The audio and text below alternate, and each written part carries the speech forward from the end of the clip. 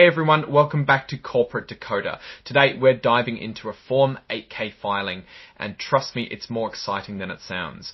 We're going to look at what happened at Lument Finance Trust's yearly meeting, where shareholders voted on important things like who gets to be on the board and how much the top executives get paid. Don't worry, we'll break it down so it makes sense, no matter your finance background.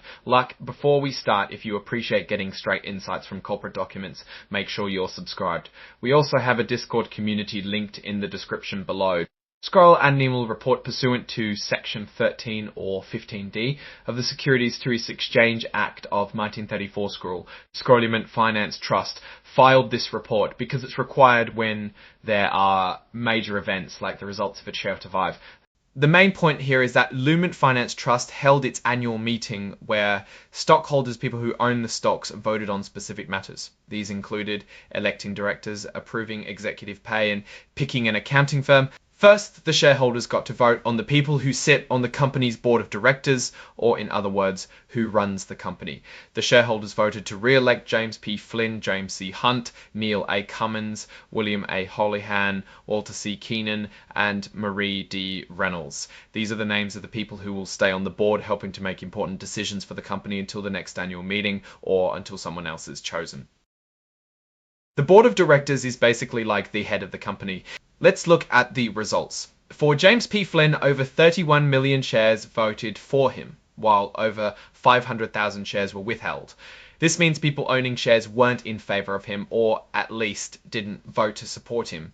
There were also 9.5 million broker non-votes. This happens when brokers owning the shares don't get instructions from their clients on how to vote, so they don't vote at all. On certain issues, the other nominees saw very similar results with strong support and similar numbers of shares withheld and broker non-votes. The second vote was on executive compensation, which is just a fancy way of saying how much the top bosses at Lument Finance Trust get paid. The shareholders get to give their opinion on whether they think the company is paying them too much or not enough. It's an advisory vote, which means it doesn't force the company to change anything, but it does show the board what the shareholders think. Nearly 30 million shares voted for approving the compensation, while over 1.6 million voted against. About 360,000 shares abstained, which means they didn't vote either way. Again, we see over 9.5 million broker non-votes. Next up was a vote on how often shareholders should get to vote on executive compensation. This is called a say-on-pay vote. They could vote for every 1, 2, or 3 years. Over 30 million votes went for every 1 year, meaning most shareholders want to have a say on executive compensation every year. Roughly 250,000 voted for every 2 years, and about 380,000 voted for every 2 years, and about 380,000 voted for every 2 years. And about 380,000 voted for every 2 years, and about 330,000 voted for every 2 years, and about 330,000 shares abstained.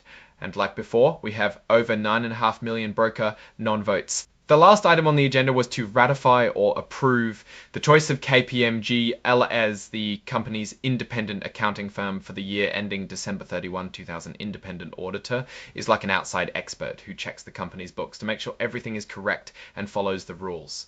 This helps investors trust the company's financial statements. Over 40 million shares voted for approving the choice of KPMG, while 260,000 voted against, meaning they didn't want KPMG. Almost 260,000 voted against, meaning they didn't want KPMG. Almost 2060,000 voted against, meaning they didn't want KPMG. Almost 2060,000 voted against, meaning they didn't want KPMG. Almost 2060,000 voted against, meaning they didn't want KPMG. Almost 2060,000 voted against, meaning they didn't want KPMG. Almost 2060,000 voted against, meaning they didn't want KPMG. Almost 2060,000 voted against, meaning they...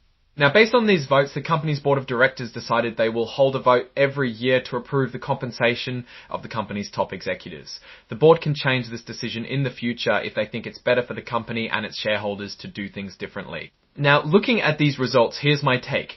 Generally, Lument Finance Trust shareholders seem to trust the current board and their decisions.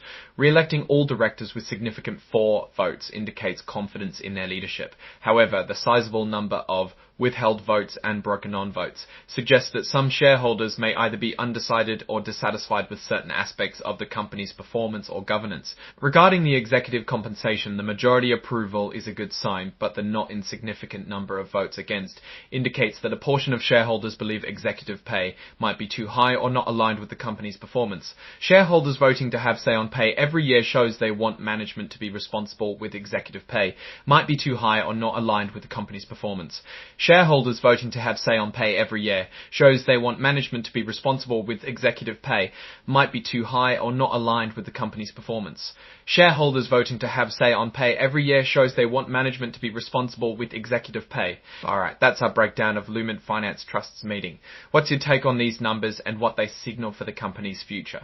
Drop your thoughts in the comments. If this analysis was valuable, hitting that like button really helps, and subscribe for more deep dives. Don't forget to check out the Discord in the description. Thanks for watching and see you next time.